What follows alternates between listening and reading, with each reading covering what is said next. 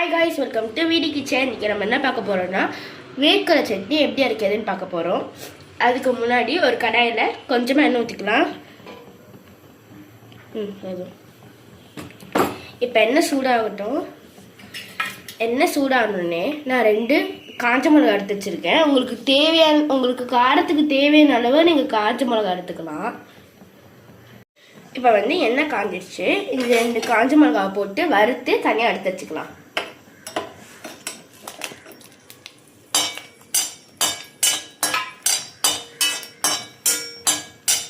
இது நல்லா வறுத்து தனியாக எடுத்து வச்சுக்கலாம்.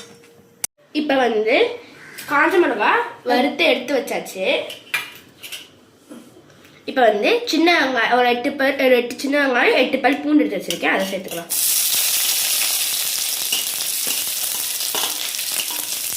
இப்போ நல்லா வதக்கிக்கலாம்.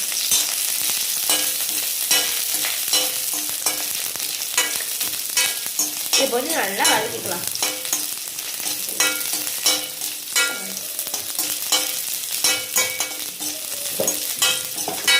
இப்போ வெங்காயம் இந்த அளவுக்கு வதங்கிட்டு இருக்கும் போது நான் ஒரு கொத்து கருவேப்பிலை எடுத்துருக்கேன். அதை சேர்த்துக்கலாம். கருவேப்பிலை பொரியட்டும்.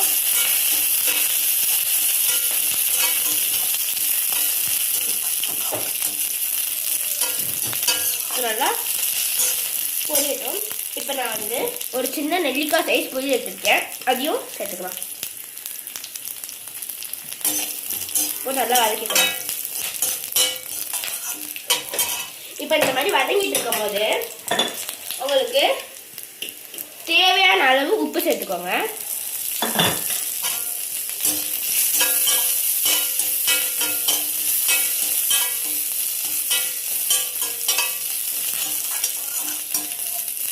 இப்போ வெங்காயம் இந்த அளவுக்கு நல்லா வதங்கிடுச்சு.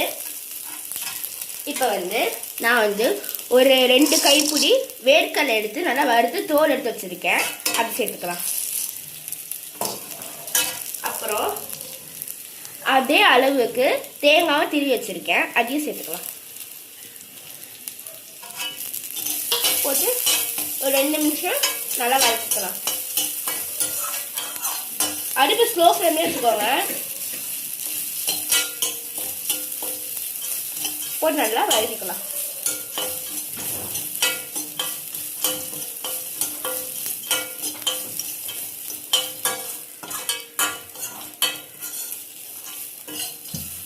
இந்த சட்னியை நீங்கள் ஊத்தாப்பத்து கூட வச்சு சாப்பிடலாம், பொல் தோசை கூட வச்சு சாப்பிடலாம், இட்லி கூட வச்சு சாப்பிடலாம். எல்லாத்துக்குமே சூப்பராக இருக்கும். என்னடா இப்போ வதங்கிடுச்சு. இப்போது நம்ம ஸ்டவ்வை ஆஃப் பண்ணிக்கலாம். இப்போ சட்னி அரைக்க நம்ம வறுத்து வச்சிருந்த காஞ்ச மிளகாய் சேர்த்துக்கலாம்.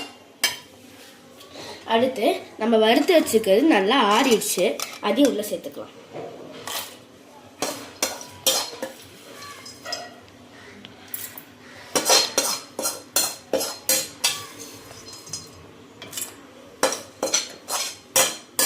இப்போ மிக்ஸி ஜாரில் மாற்றியாச்சு.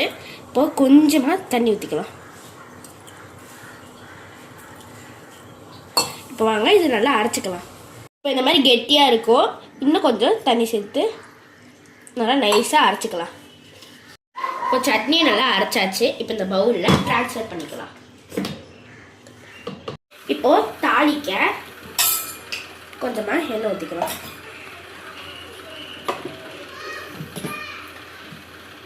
இப்போது எண்ணெய் சூடானே 1 டீஸ்பூன் கடுகு பொரியட்டும்.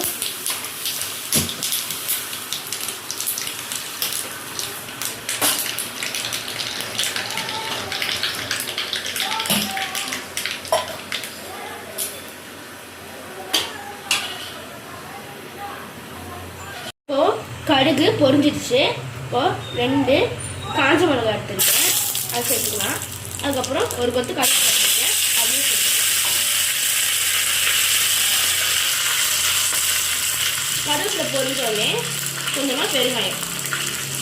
இப்போ இதை நம்ம அரைச்சி வச்சுருக்க சட்னியில் சேர்த்துக்கலாம்.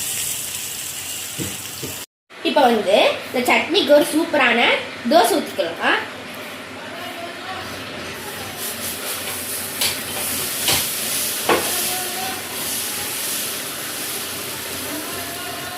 இந்த தோசைக்கு நைஸ் நல்லாயிருக்கும், ஊத்தாப்பம் நல்லாயிருக்கும், எல்லாமே நல்லாயிருக்கும்.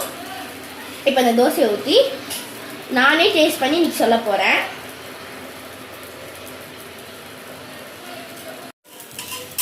தோசை இப்போ வந்துச்சு, திருப்பி போட்டுக்கலாம்.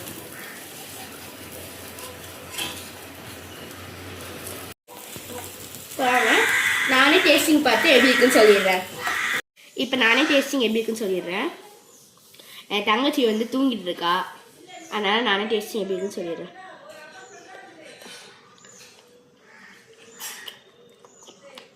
வா, சூப்பராக இருக்குது. நீங்களும் நான் சொன்ன மாதிரி ட்ரை பண்ணி பாருங்கள். இந்த வீடியோ பிடிச்சிருந்தா லைக் பண்ணுங்கள், ஷேர் பண்ணுங்கள், கமெண்ட் பண்ணுங்கள். மறக்காமல் சப்ஸ்கிரைப் பண்ணிடுங்க. பாய்.